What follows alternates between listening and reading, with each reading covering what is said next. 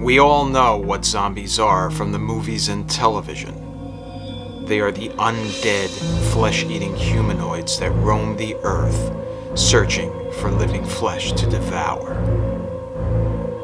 Their presence creates fear and mayhem among the living, and the only thing that can stop them is an exploding head sequence aided by some advanced special effect seen only in the movies. In real life, however, there are real zombies occupying our living world. Not those deformed creatures that we see on the screen, but zombies occupying not human form, but corporate form. These zombies don't feed on living flesh like the make-pretend ones do, but rather they devour the economy's resources and debt capacity at an alarming rate, crowding out the living and bringing us all into their dark world. So have you ever wondered, what exactly is a zombie company? Wikipedia defines zombies in the following way. A zombie company is a company that needs government bailouts in order to operate, or an indebted company that is able to pay its interest on its debt, but cannot pay its principal.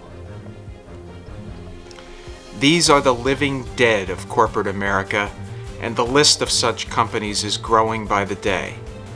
In 2020, it is estimated that over 13% of the world's companies are zombies.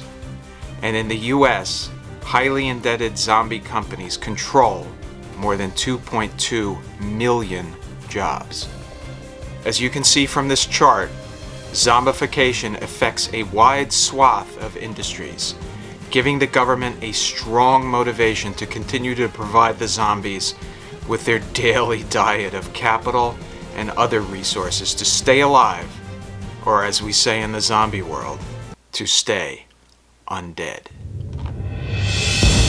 The government's motivation to continue to enable zombie companies is tied to the large number of Americans that work for zombies. If some or all of the zombies failed, it would have a large impact on the unemployment rate, hence the basis of the government support that they receive, both directly and indirectly. The positive aspect of zombie government support is the indirect support to the labor market that such policies engender. The negative is that zombie companies compete with healthy companies for resources such as labor and capital, and are therefore a drag on the economy, creating an inherent inefficiency that impedes economic growth and productivity. The term zombie company was originated in the late 1980s in Japan, where Japanese banks continued to support certain troubled Japanese companies instead of letting them go bankrupt. This period is known as the Lost Decade, after the collapse of the Japanese price bubble in 1990. The strategy was developed over fear that certain companies were, quote, too big to fail, in terms of loss of employment to the Japanese economy. The term received renewed popularity in 2008 when it became associated with companies that required bailouts to survive under the Troubled Asset Relief Program, or TARP. As a result of the financial crisis that ensued during 2008 and 2009, an attitude developed among political leaders and the Fed that companies should not fail and be restructured in bankruptcy, as was normally the case. Because of the depth of the resulting Great Recession, the belief crept into the body politic that certain companies, mostly larger companies that had strong union representation, deserved large government handouts.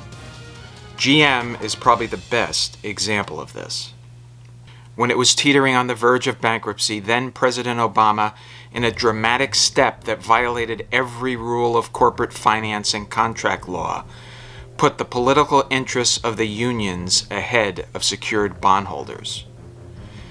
Without significantly restructuring the outdated and egregious labor contracts, he basically wiped out the secure bondholders and kept the union contracts largely in place. In a normal bankruptcy situation, the obligations of the company would be restructured according to lien status against the company's assets. The senior secured bondholders would normally receive preference over contractual obligations such as union contracts. This is the reason Obama did not want GM to go through the normal channels of bankruptcy. The union contracts would have been renegotiated, thus hurting a major donor and supporter to the Democratic Party. This is a dramatic example of how politics and political influence has spawned the age of the zombie company.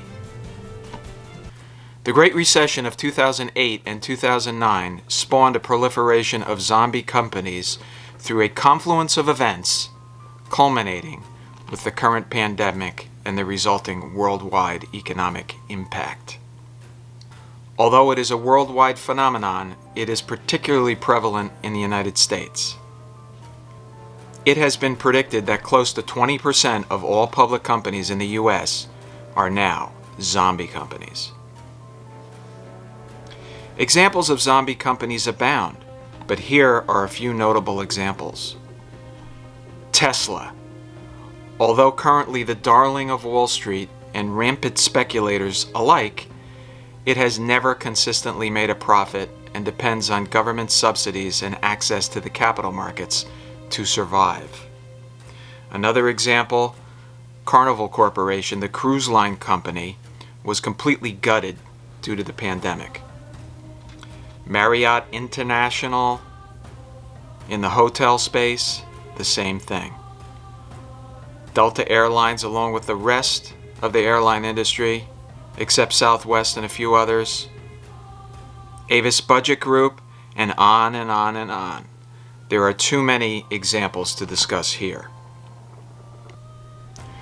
There are two major factors that are contributing to the current proliferation of zombified companies. First is the dramatic and brutal effect on certain industries from the pandemic and the resulting economic fallout. Industries such as gaming, sports and entertainment, airlines, hotels, food service, brick and mortar retail, commercial real estate, and many, many more have seen their sales and profits eliminated virtually overnight. In a normal downturn, the loss of revenue and profit occur gradually over many months or years.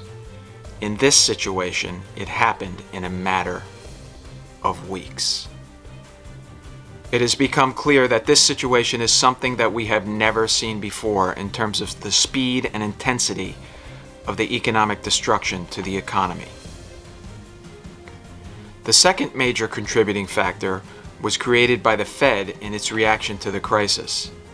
At the beginning of the crisis, in March 2020, current Fed Chairman Jerome Powell decided, in a major reaction to the pandemic, to essentially lower interest rates to zero and embark on a money printing and bond buying binge, the likes of which the world has never seen.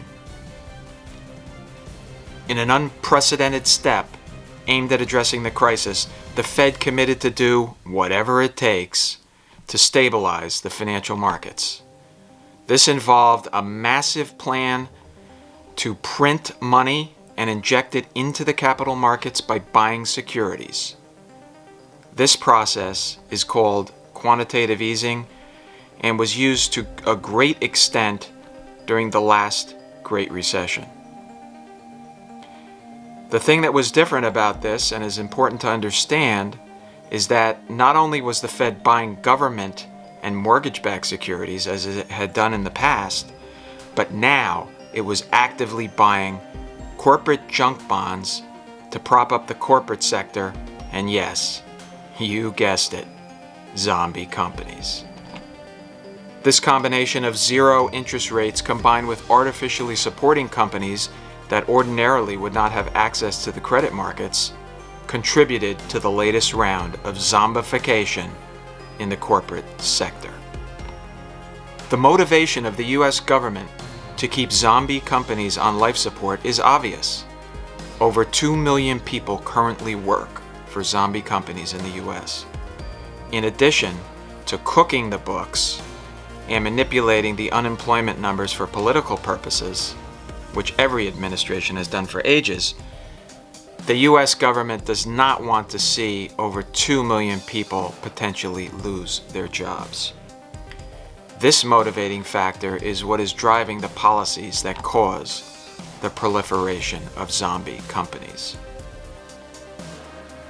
The problem with all of this is that zombie companies compete with healthy companies for resources such as labor and capital, putting a strain on the resources of the economy. The more these zombie companies proliferate, the more competition develops for these resources. The irony of all this is that there is a perfectly normal process for winding down unproductive companies in our legal system. It's called bankruptcy reorganization. It is a very orderly, logical way to restructure companies that are over-levered and have become unable to meet their obligations. It was utilized in this country for hundreds of years with great efficiency.